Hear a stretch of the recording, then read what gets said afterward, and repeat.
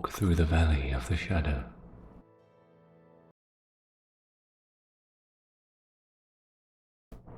Ye who read are still among the living, but I who write shall have long since gone my way into the region of shadows.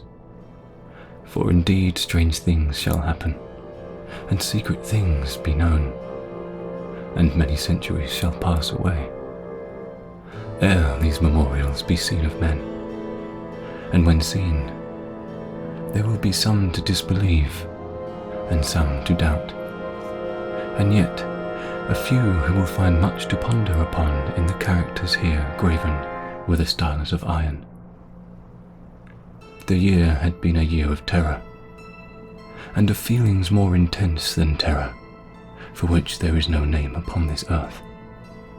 For many prodigies and signs had taken place, and far and wide, over sea and land, the black wings of the pestilence were spread abroad. To those, nevertheless, cunning in the stars, it was not unknown that the heavens wore an aspect of ill, and to me, the Greek Oinos among others, it was evident that now had arrived the alteration of that 794th year, when at the entrance of Aries, the planet Jupiter is conjoined with the red ring of the terrible Saturnus. The peculiar spirit of the skies, if I mistake not greatly, made itself manifest, not only into the physical orb of the earth, but in the souls, imaginations, and meditations of mankind. Over some flasks of red Chian wine, within the walls of a noble hall, in a dim city called Ptolemais, we sat, at night, a company of 7, and to our chamber there was no entrance, save by a lofty door of brass, and the door was fashioned by the artisan Oinos, and being of rare workmanship, was fastened from within. Black draperies likewise in the gloomy room shut out from our view the moon, the lurid stars, and the peopleless streets. But the boding and the memory of evil, they would not be so excluded. They were things around us, and about of which I can render no distinct account. Things material and spiritual, heaviness in the atmosphere, a sense of suffocation, anxiety, and above all, the terrible state of existence, which the nervous experience when the senses are keenly living and awake, and meanwhile the powers of thought lie dormant. A dead weight hung upon us. It hung upon our limbs, upon the household furniture, upon the goblets from which we drank, and all things were depressed, and borne down thereby. All things save only the flames of the 7 lamps which illuminated our revel.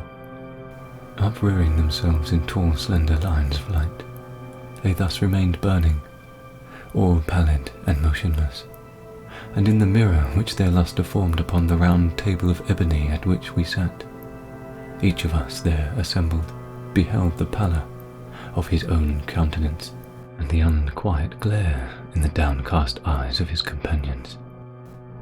Yet we laughed and were merry in our proper way, which was hysterical, and sang the songs of Anacreon, which are madness, and drank deeply, although the purple wine reminded us of blood.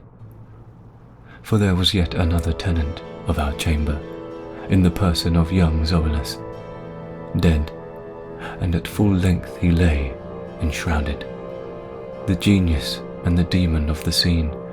Alas, he bore no portion in our mirth, save that his countenance, distorted with the plague, and his eyes, in which death had but half extinguished the fire of the pestilence, seemed to take such interest in our merriment as the dead may haply take in the merriment of those who are to die. But although I, Oinos, felt that the eyes of the departed were upon me, still I forced myself not to perceive the bitterness of their expression, and gazing down steadily into the depths of the ebony mirror, sang with a loud and sonorous voice, the songs of the son of Teos. But gradually my songs they ceased, and their echoes, rolling afar off among the sable draperies of the chamber, became weak and undistinguishable, and so faded away. And lo, from among those sable draperies where the sounds of the song departed, there came forth a dark and undefined shadow, a shadow such as the moon, when low in heaven, might fashion from the figure of a man. But it was the shadow neither of man nor God, nor of any familiar thing, and quivering a while among the draperies of the room, it at length rested in full view upon the surface of the door of brass.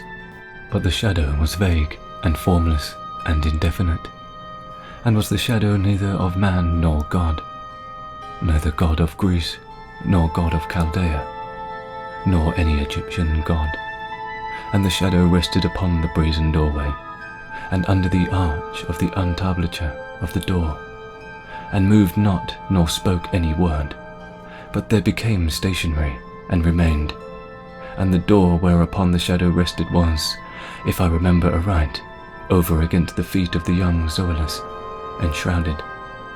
But we, the seven there assembled, having seen the shadow as it came out from among the draperies, dared not steadily behold it, but cast down our eyes and gazed continually into the depths of the mirror of ebony. And at length I, Oinos, speaking some low words, demanded of the shadow its dwelling and its appellation, and the shadow answered, I am Shadow, and my dwelling is near to the catacombs of Ptolemais, and hard by those dim plains of illusion, which border upon the foul Coronian canal. And then did we, the seven, start from our seats in horror, and stand trembling and shuddering and aghast, for the tones in the voice of the shadow were not the tones of any one being, but a multitude of beings, and varying in their cadences, from syllable to syllable fell dusky upon our ears in the well-remembered and familiar accents of many thousand departed friends.